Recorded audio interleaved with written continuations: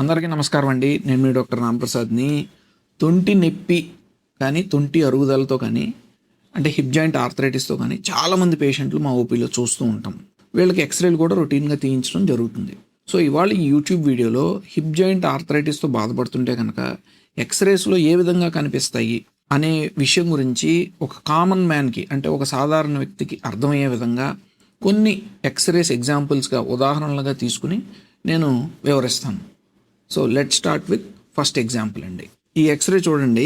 ఈమె యాక్చువల్లీ ఒక 35-year-old female అండి, lady patient. Left hip joint పెయిన్తో మన దగ్గరికి వచ్చారు. సో ఆ ఎక్స్రే చూసేటప్పుడు రైట్ హిప్ జాయింట్ని ఫస్ట్ మనం అసలు ఎగ్జామిన్ చేద్దాం. నార్మల్ హిప్ జాయింట్ అనేది ఏ విధంగా ఉంటుందో.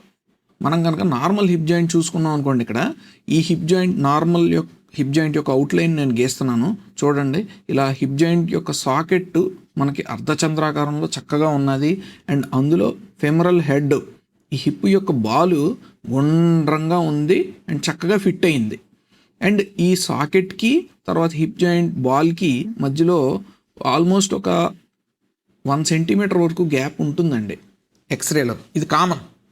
ఈ గ్యాప్లో ఏంటంటే మనకి కార్టిలేజ్ ఉంటుంది. సో అదే మనం లెఫ్ట్ హిప్ జాయింట్ కనుక గమనించామనుకోండి, ఇక్కడ ఈ సాకెట్ యొక్క అవుట్లైన్ చూడండి, నేను గీస్తున్నాను, ఇట్లా ఉంది. మళ్ళీ హిప్ జాయింట్ యొక్క బాల్ అవుట్లైన్ చూడండి, అసలు రెండింటికి మధ్య గ్యాప్ ఆల్మోస్ట్ చాలా తగ్గిపోయింది. ఆల్మోస్ట్ ఒక 1-2 mm కూడా లేదు. అంటే దీని అర్థం ఈ హిప్ జాయింట్లో కార్టిలేజ్ అనేది కంప్లీట్గా పోయింది. సో ఈ విధంగా కనుక మనకి ఎక్స్రే కనిపిస్తే మేము 2 డయాగ్నోసిస్లు, అంటే 2 జబ్బులు ఫస్ట్ అసలు ఆలోచిస్తాం.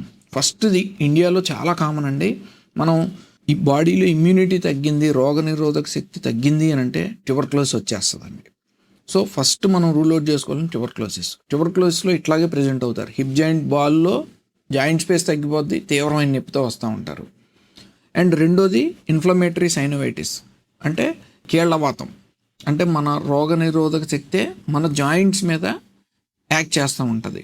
సో అది రుమటాయిడ్ ఆర్థరైటిస్ అవ్వచ్చు, లేదంటే SLE అవ్వచ్చు, ఇంకా రకరకాలు. ఇంకా అది మనం పరీక్షల్లో తెలుసుకోవాల్సింది. సో ముఖ్యంగా ఈ ఆటో ఇమ్యూన్ డిజార్డర్స్ ఒకటి, ట్యూబర్క్లోసిస్ ఒకటి, ఈ విధంగా ఎక్స్రే కనిపిస్తే మనం రూల్ అవుట్ చేసుకోవాలి. దీనికి ఫర్దర్గా కొన్ని బ్లడ్ టెస్టులు ఉంటాయండి. అవి మనం చేయించిన తర్వాత డయాగ్నోసిస్ ఫైనల్ అయిన తర్వాత ట్రీట్మెంట్ స్టార్ట్ చేయడం అనేది జరుగుతుంది. So let's move on to next example. ఈ ఎగ్జాంపుల్ చూసామనుకోండి, ఈయన ఒక మేల్ పేషెంటు, మనకి ఆయన 40 years ఉంటాయి.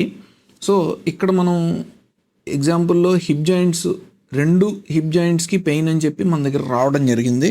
సో ఆయన హిప్ జాయింట్స్ అవుట్లైన్ చూసామనుకోండి, సాకెట్టు చాలా డిస్టర్బ్డ్గా ఉన్నది. దీని అవుట్లైన్ గీయండి, ఇలా ఎగుడు దిగుడుగా ఇదంతా వచ్చేసింది. అసలు ఇంకా ఫెమరల్ హెడ్కి వస్తే, హిప్ జాయింట్ యొక్క బాల్కి వస్తే, ఇదేదో యాపిల్ కొరికేసినట్టు ఇట్లా అయిపోయింది చూడండి. బాల్ యొక్క షేప్ పూర్తిగా మారిపోయింది. అదే సెకండ్ హిప్ జాయింట్ కూడా అంతే ఉంది. ఇది చూడండి, ఇదంతా గరుగ్గా ఉంది ఇక్కడ వరకును. ఈ హిప్ జాయింట్ యొక్క బాల్ చూడండి, అసలు రౌండ్గా ఉండాల్సింది, ఇదంతా బాల్ షేప్ మారిపోయింది. అండ్ ఇది టిపికల్గా ఏంటంటే ఏవియన్ అండి. ఏవియన్ అంటే avascular necrosis of femoral head. ఇదేంటంటే హిప్ జాయింట్లో ఉన్న బాల్కి రక్త ప్రసారం తగ్గితే స్టేజ్ 4కి వచ్చేస్తే ఈ విధంగా అవుతుందండి. అది ఏ కారణం వల్ల అయినా కావచ్చు. ఐదర్ మీకు దురలవాట్ల వల్ల, స్మోకింగ్, ఆల్కహాలిజం వల్ల అన్నా కావచ్చు, మీకు హిస్టరీలో ఎప్పుడన్నా స్టెరాయిడ్ ఉపయోగించి దానివల్ల హిప్ జాయింట్స్లో ఏవియన్ రావచ్చు. అండ్ కోవిడ్ తర్వాత పర్టికులర్గా ఇలాంటి కేసులు బోల్డ్ చూస్తున్నామనండి. అండ్ దీని యొక్క ట్రీట్మెంట్కి వస్తే అది ఇంక సపరేట్ సబ్జెక్టు. దానికి అదేంటంటే డెప్త్ ఎక్కువైపోద్ది. సో ఏవియన్ గ్రేడ్ 4 అనేది ఇలాగ కనిపిస్తుంది. హిప్ జాయింట్ యొక్క బాల్ షేపు అసలు ఒక యాపిల్ కొరికేసినట్టు అయిపోయి తర్వాత సాకెట్లో కూడా చేంజెస్ వచ్చేస్తాయి. ఈ విధంగా మనకి గ్రేడ్ 4 ఏవియన్ కనిపిస్తుందండి. So let's move on to next example. ఈ ఎగ్జాంపుల్ చూసామనుకోండి, ఈయన వయసు 38 ఏళ్ళని మనకి చెప్పడం జరిగింది. తర్వాత ఈయన హిస్టరీ మనం తీసుకున్నామంటే 13 ఏళ్ల వయసులో ఏదో 20 kg అంటే లెఫ్ట్ హిప్ జాయింట్లో పెయిన్ ఉందని చెప్పి అప్పుడు ఏదో మైనర్ ఆపరేషన్ చేయడం జరిగిందండి. సో అప్పటి నుంచి ఇప్పటి వరకు బాగానే ఉన్నది. కాకపోతే ఒక 2-3 ఏళ్ళుగా నొప్పి తీవ్రంగా అయిపోయింది అని చెప్పి మన దగ్గర రావడం జరిగింది. సో ఇలాగ టిపికల్గా ఎక్స్రే చూస్తే కనుక దీన్ని మనం పెర్తీస్ డిసీజ్ ఆర్ హిప్ డిస్ప్లేసియా, ఈ 2 మనం పరిగణనలోకి తీసుకుంటామండి. అంటే ఏంటంటే ఈ హిప్ జాయింట్లో బాల్ అనేది నార్మల్గా డెవలప్మెంట్ అనేది రైట్ సైడ్ ఏ విధంగా ఉందో చూద్దాం. సో ఈ విధంగా ఉండాలి. హిప్ జాయింట్లో సాకెట్ అనేది ఇలా ఉన్నది. అదే హిప్ జాయింట్లో బాల్ అనేది చూడండి ఇలాగ రౌండ్గా ఉన్నది. హిప్ జాయింట్లో సాకెట్లో బాల్ అనేది డెవలప్మెంట్ అవ్వాలి. అట్లా డెవలప్మెంట్ అవ్వడానికి సాకెట్ తోడ్పడాలి బాల్కి, బాల్ కూడా సాకెట్కి తోడ్పడాలి. ఒక్కొక్కసారి ఏమవుతుందంటే ఈ రెండిటి మధ్య ఉన్న అనుసంధానం అంటే కోఆర్డినేషన్ దెబ్బతింటే డిస్ప్లాస్టిక్ హిప్ అవుతుందండి. అంటే ఏంటంటే ఈ సాకెట్లో మనకి ప్రాబ్లం ఉన్న బాల్ యొక్క షేప్ మారిపోద్ది. బాల్ యొక్క రక్త ప్రసారం అనేది సరిగ్గా లేకపోయినా బాల్ యొక్క షేప్తో పాటు ఆ సాకెట్ యొక్క షేప్ కూడా మారిపోతుంది. చిన్నప్పుడు ఈ ప్రాబ్లమ్స్ అనేవి మనకు బయటపడవండి. ఏదో కొద్దిపాటి తొంటి నొప్పి వస్తుంది, సరిగ్గా నడవలేకపోతున్నాడు, కుంటుతున్నాడు, అంతవరకు వాళ్ళు వస్తూ ఉంటారు మన దగ్గరికి. డెవలప్మెంట్ అంతా కొంత అయిపోయిన తర్వాత వాళ్ళు మధ్య వయసుకు వచ్చేటప్పటికి అంటే 35 నుంచి 40-45 వచ్చేటప్పటికి అప్పుడు ఏమవుతుందంటే త్వరగా అరుగుదల అనేది స్టార్ట్ అయిపోతుంది.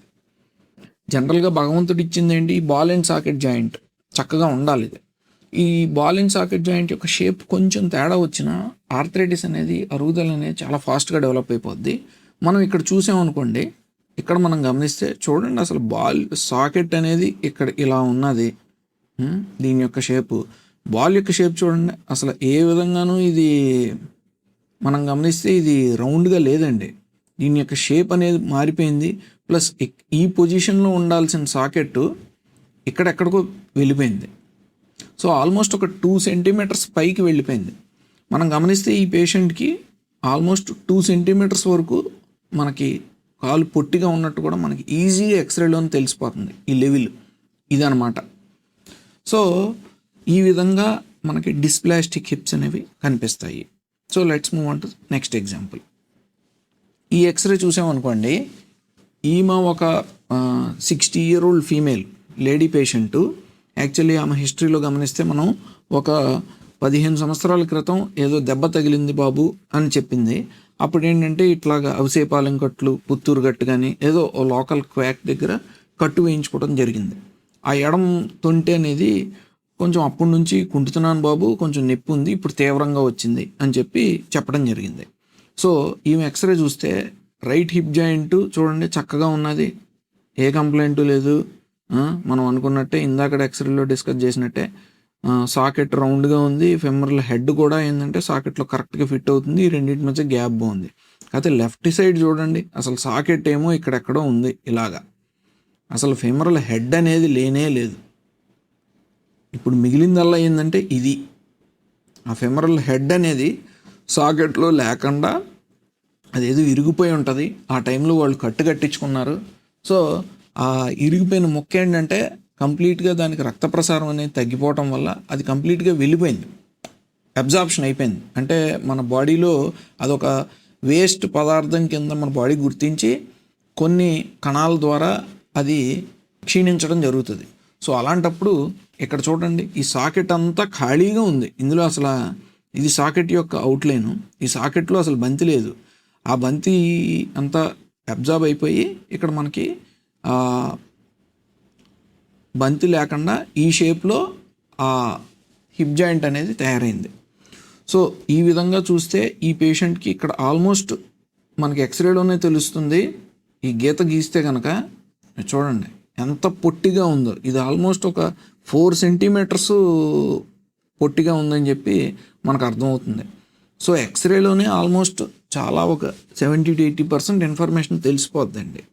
సో ఇలాగా పోస్ట్ ట్రామాటిక్ ఆర్థరైటిస్ అంటే గతంలో ఎప్పుడైనా దెబ్బలు తగిలి హిప్ జాయింట్లో అరుగుదల మొదలవటం అనేది చాలా మందిలో చూస్తాము. అండ్ ఒక 50% ఆఫ్ కేసులు మేము సర్జరీలు తీసుకెళ్లే వాళ్ళలో 50% ఆఫ్ కేసులు పోస్ట్ ట్రామాటిక్ ఆర్థరైటిస్ రీజన్ అవుతాయండి. So let's move on to the next example. ఈ ఎగ్జాంపుల్ తీసుకున్నాం అనుకోండి, ఈమె ఒక ఫీమేల్ పేషెంటే.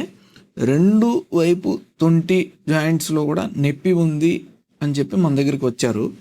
అండ్ అసలు ఆ ఎక్స్రే చూడంగానే మనకి స్ట్రైట్ ఫార్వర్డ్గా ఇది కీళ్ళవాతం అని అర్థమైపోద్దండి. ఏ విధంగా అనేది నేను ఎక్స్ప్లెయిన్ చేస్తాను.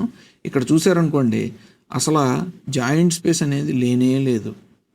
సాకెట్ చూడండి ఇలా ఉంది. ఆ సాకెట్లో హెడ్ అనేది పూర్తిగా కూరుకుపోయింది ఏకం. ఇది చూడండి ఆ బాల్ యొక్క షేప్ కూడా పూర్తిగా డిస్టర్బ్ అయిపోయి కూరుకుపోయింది ఏకం. అండ్ అది రెండో వైపు కూడా same sort of situation. Socket ఆ బాల్ చూడండి, షేప్ అంతా మారిపోయి లోపల కూరుకుపోయింది. అండ్ రెండు వైపులా కూడా హైట్ తగ్గిపోయింది. మనకు జనరల్లీ ఏంటంటే కనీసం ఆ రెండింటి మధ్య స్పేస్ ఉండి ఫెమరల్ హిప్ జాయింట్కి కొంచెం పొడుగు ఉంటుందండి. సో రెండు వైపులా ఈమె ఎఫెక్ట్ అవ్వటం వల్ల రెండు వైపులా హిప్ జాయింట్స్ పొట్టయిపోయి ఆమె హైట్ కూడా తగ్గిపోయింది. సో ఇలా రెండు వైపులా వచ్చింది అని అంటే మనం జనరల్లీ కన్సిడర్ చేయాల్సింది రొమటాయిడ్ ఆర్థరైటిస్ అండి. ఇందులో ఏ రకమైనా కావచ్చు, అది rheumatoid arthritis, SLE, Sjögren syndrome, psoriatic arthritis, అది ఏ విధంగా మనం తర్వాత పరీక్షలు చేసి దాన్ని డిఫరెన్షియేట్ చేయొచ్చు అసలు జబ్బు ఏంటనేది. బట్ డెఫినెట్లీ ఈ విధంగా ఒక మధ్య వయస్కురాలైన లేడీ పేషెంట్ వచ్చి ఈ ఎక్స్రేతో మన దగ్గరికి వస్తే ఇది కీళ్లవాతం అని చెప్పి మనం ఎక్స్రే చూసే చెప్పేయచ్చు.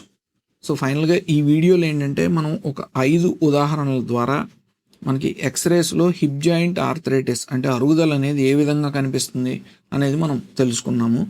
ఇవన్నీ మనం తెలుసుకోవడానికి రీజన్ ఏంటి అని అంటే, ఎప్పుడైనా మనకి సింపుల్ ఎక్స్రే ఒకసారి తీయించినప్పుడు ఎప్పుడైనా ఏదన్నా ఎవరికైనా ప్రాబ్లం ఉన్నా సరే మనం ఈజీగా కనిపెట్టచ్చు.